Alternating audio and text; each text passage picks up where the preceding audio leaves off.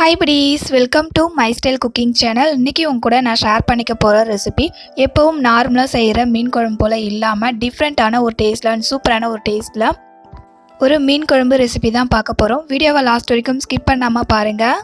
வீடியோக்குள்ளே போகிறதுக்கு முன்னாடி நீங்கள் இப்போ தான் மை ஸ்டைல் குக்கிங் சேனலை ஃபஸ்ட் டைம் பார்க்குறீங்க அப்படின்னா நம்ம சேனலை சப்ஸ்கிரைப் பண்ணிக்கோங்க. கூடவே பக்கத்தில் இருக்க பெல் ஐக்கானையும் கிளிக் பண்ணிவிட்டு ஆல் அப்படின்ற ஆப்ஷனை செலக்ட் பண்ணிக்கோங்க. ஃபஸ்ட்டு மீன் குழம்புக்கு வந்துட்டு புளி எடுத்து ஊற வச்சுக்கலாம். புளியோட அளவு பார்த்திங்கன்னா ஒரு பெரிய நெல்லிக்காய் இருக்கு இல்லையா, அதை விட கொஞ்சம் அதிகமாக வந்துட்டு நான் புளி எடுத்திருக்கேன். மீன் குழம்புக்கு எப்போவுமே புளியோட டேஸ்ட்டு வந்துட்டு கொஞ்சம் அதிகமாக இருந்துச்சு அப்படின்னா தான் வந்துட்டு ரொம்பவே நல்லாயிருக்கும்.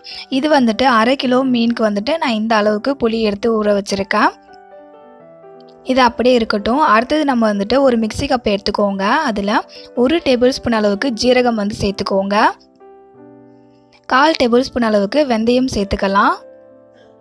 அடுத்தது இது கூட 2 டேபிள் ஸ்பூன் அளவுக்கு தனியாத்தூள் வந்து சேர்த்துக்கோங்க. உங்ககிட்ட தனியா வந்துட்டு முழுசாக இருந்தாலும் வந்துட்டு 2 டேபிள் ஸ்பூன் அளவுக்கு சேர்த்துக்கலாம்.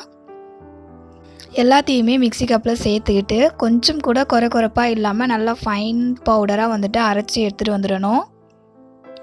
அரைச்சி எடுத்துகிட்டு வந்தாச்சு. நான் ஓப்பன் பண்ணி காமிக்கிறேன். பார்த்திங்கன்னா நல்லா வந்துட்டு ஃபைனாக இந்த அளவுக்கு அரைச்சி எடுத்துகிட்டு வந்துடணும். அடுத்தது இது கூட ஒரு 10 பல் அளவுக்கு பூண்டு சேர்த்துக்கோங்க. சேர்த்துக்கிட்டு க்ளோஸ் பண்ணிவிட்டு அகைன் வந்துட்டு நல்லா அரைச்சி எடுத்துகிட்டு வந்துடுங்க. பூண்டு சேர்த்து அரைச்சிக்கிட்டாச்சு. ஃபஸ்ட்டே வந்துட்டு நம்ம பூண்டு சேர்த்து அரைச்சிக்கிட்டோம் அப்படின்னா அந்த ட்ரை இன்க்ரீடியண்ட்டை வந்துட்டு நல்லா அரைப்படாது. அதுக்காக தான் ஃபஸ்ட் வந்துட்டு அதை அரைச்சிட்டு அதுக்கப்புறமா பூண்டு சேர்த்து அரைச்சிருக்கோம். இது அப்படியே இருக்கட்டும். அடுத்தது ஸ்டவ் ஆன் பண்ணிவிட்டு ஒரு மண் பாத்திரம், அப்போல்லாம் நீங்கள் எந்த பாத்திரத்தில் மீன் குழம்பு செய்ய போகிறீங்களோ அந்த பாத்திரத்தை மேலே வச்சுக்கோங்க. அதில் எண்ணெய் சேர்த்துக்கோங்க. எண்ணெய் நல்லா சூடானதுக்கப்புறமா 1/4 டேபிள் ஸ்பூன் அளவுக்கு ஜீரகம், 1/4 டேபிள் ஸ்பூன் அளவுக்கு வெந்தயம் சேர்த்துக்கோங்க. ஜீரகமும் வெந்தயமும் நல்லா எண்ணெயில் பொரிஞ்சு வரட்டும். எண்ணெயில் பொரிஞ்சு வந்ததுக்கப்புறமா இதில் 2 கொத்து அளவுக்கு கருவேப்பிலை சேர்த்துக்கிட்டு கருவேப்பிலையுமே வந்துட்டு நல்லா பொரிஞ்சு வந்துடட்டும். கருவேப்பிலை பொரிஞ்சு வந்ததுக்கப்புறமா கட் பண்ணி வச்சுருக்க வெங்காயத்தை சேர்த்துக்கிட்டு எண்ணெயில் வதக்கி விட்டுக்கோங்க. வெங்காயம் வந்துட்டு நல்லா ப்ராப்பராக வதங்கணும் அப்படின்றதெல்லாம் கிடையாது. கண்ணாடி பதத்துக்கு வதங்கி வந்துச்சுனாலே போதும். காரக்குழம்புக்கு மீன் குழம்புக்கெல்லாம் பார்த்திங்கன்னா வெங்காயம் வந்துட்டு கண்ணாடி பதத்துக்கு வதங்கி வந்ததுனாலே போதும். வெங்காயம் வதங்கி வந்ததுக்கப்புறமா அதில் கட் பண்ணி வச்சுருக்க தக்காளியை சேர்த்துக்கலாம்.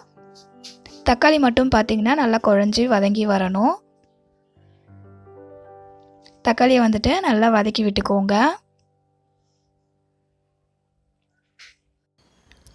தக்காளி நல்லா குழஞ்சி வதங்கி வந்ததுக்கப்புறமா இதில் ஒரு 1/4 டேபிள் ஸ்பூன் அளவுக்கு மஞ்சத்தூள் சேர்த்துக்கிட்டு வதக்கி விட்டுக்கலாம். 1 நிமிஷம் போல் வதக்கி விட்டோம் அப்படின்னா போதும், ரொம்ப வதக்கிக்க வேண்டாம். மஞ்சத்தூள் சேர்த்துக்கிட்டு 1 நிமிஷம் ஆனதுக்கப்புறமா இதில் புளியை வந்து கரைச்சி வச்சுருக்கோம் இல்லையா, அந்த தண்ணியை வந்துட்டு இதில் சேர்த்துக்கலாம். சேர்த்துக்கிட்டு மிக்ஸ் பண்ணி விட்டுடுங்க. அடுத்தது குழம்புக்கு தேவையான அளவுக்கு தண்ணி சேர்த்துக்கலாம். உங்களுக்கு எந்த அளவுக்கு குழம்பு வேணுமோ அந்த அளவுக்கு தண்ணி சேர்த்துக்கோங்க. தண்ணி சேர்த்துக்கிறதுக்கு அப்புறமா இதில் மிளகாத்தூள் சேர்த்துக்கலாம். நான் வந்துட்டு ஒரு 3 டேபிள் ஸ்பூன் அளவுக்கு மிளகாத்தூள் சேர்த்துருக்கேன். மிளகாத்தூள் சேர்த்ததுக்கு அப்புறமா மிக்ஸ் பண்ணி விட்டுடுங்க. மிளகாத்தூளுடைய அளவு கம்மியாக இருக்கிற போல் இருந்துச்சுன்னா நீங்கள் வந்துட்டு எக்ஸ்ட்ரா கூட சேர்த்துக்கலாம்.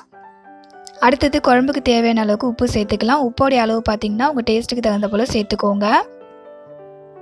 சேர்த்துக்கிட்டு நல்லா உப்பு கரையிற அளவுக்கு நல்லா கலந்து விட்டுக்கோங்க. கலந்து விட்டதுக்கப்புறமா உப்பு கரெக்டாக இருக்கான்னு செக் பண்ணி பார்த்துக்கோங்க. குழம்பு வந்துட்டு நல்லா கொதிச்சு வரட்டும். குழம்பு இதை போல் நல்லா வந்துட்டு கொதிச்சு வந்ததுக்கப்புறமா ஒரு டைம் வந்துட்டு மிக்ஸ் பண்ணி விட்டுட்டு இதை ஒரு 10 நிமிஷத்துக்கு ஃபஸ்ட்டு க்ளோஸ் பண்ணி குக் பண்ணிக்கலாம். 10 நிமிஷத்துக்கு அப்புறம் ஓப்பன் பண்ணி பார்க்கலாம். குழம்பு வந்துட்டு நல்லா கொதிச்சு நம்ம சேர்த்துக்கிட்ட புளி தண்ணி, அதுக்கப்புறம் வந்துட்டு மிளகாத்தூள், இதோடைய பச்சை வாசனை எல்லாமே கம்ப்ளீட்டாக போயிட்டு நல்லா வாசனையாக வந்திருக்கு. இப்போ இதை வந்துட்டு நல்லா கிளறி விட்டுட்டு அதுக்கப்புறமா க்ளீன் பண்ணி எடுத்து வச்சுருக்க மீனை வந்துட்டு இதில் சேர்த்துக்கலாம். இந்த மீன் பார்த்திங்கன்னா தேங்காய் பாறை மீன். இதில் தான் வந்துட்டு இன்றைக்கி நான் மீன் குழம்பு செய்கிறேன். இந்த மீனில் மட்டும் இல்லாமல் எல்லா மீன்லேயுமே வந்துட்டு நான் செய்கிற மாதிரி நீங்கள் செஞ்சுக்கலாம். மீன் எல்லாத்தையுமே சேர்த்ததுக்கப்புறமா மண் பாத்திரத்தை செய்கிறதால ஒரு 3 நிமிஷம் மட்டும் அப்படியே விட்டுட்டு அதுக்கப்புறம் நம்ம வந்துட்டு ஸ்டவ்வை வந்துட்டு ஆஃப் பண்ணிக்கலாம். மீன் சேர்த்ததுக்கப்புறமா நல்லா வந்துட்டு குழம்பு கலரிலாம் விடக்கூடாது. நான் வந்துட்டு லைட்டாக மீன் மேலே தெரியுதுன்றதால உள்ளே வந்து ப்ரெஸ் பண்ணி விட்டுடுறேன். எல்லா மீனையுமே சேர்த்ததுக்கப்புறமா 3 நிமிஷத்துக்கு ஒரு மூடி போட்டு குக் பண்ணிக்கலாம். 3 நிமிஷம் ஆனதுக்கப்புறமா ஓப்பன் பண்ணி பார்க்கலாம். அவ்வளோதான், மீன் குழம்பு வந்துட்டு இது நார்மலாக நம்ம ரெடி பண்ணுற மீன் குழம்பு ரெடி ஆகிடுச்சு. இந்த ஸ்டேஜில் நம்ம ஸ்டவ்வை ஆஃப் பண்ணிடலாம். ஜஸ்ட் ஒரு 3 மினிட்ஸ் வந்துட்டு மீனை சேர்த்துக்கிட்டதுக்கப்புறமா ஸ்டவ்வை ஆஃப் பண்ணோம் அப்படின்னா மீன் வந்துட்டு கொஞ்சம் கூட பிரேக் ஆகாமல் முழுசாக வந்துட்டு கிடைக்கும். அடுத்தது லாஸ்ட்டாக இதில் வந்துட்டு நம்ம ஏற்கனவே அரைச்சி வச்சுருக்க அந்த மசாலா பொடியை வந்து சேர்த்துக்கலாம். அதுதான் வந்துட்டு இந்த குழம்புக்கே வந்துட்டு ஒரு சூப்பரான வாசனையும் டேஸ்ட்டையுமே கொடுக்கும். இந்த மசாலா பொடியை வந்துட்டு ஸ்டவ் ஆஃப் பண்ணதுக்கு அப்புறமே வந்துட்டு நம்ம சேர்த்துக்கலாம். ஏன்னா அந்த குழம்பு இருக்கிற அந்த சூட்லேயே வந்துட்டு இந்த மசாலா பொடி நல்லா குக் ஆகிடும். இந்த மாதிரி மீன் குழம்பு செஞ்சிங்க அப்படின்னா அவ்வளோ ஒரு சூப்பராக இருக்கும். கண்டிப்பாக இந்த சண்டேவுக்கு இந்த மாதிரி ட்ரை பண்ணி பாருங்கள்.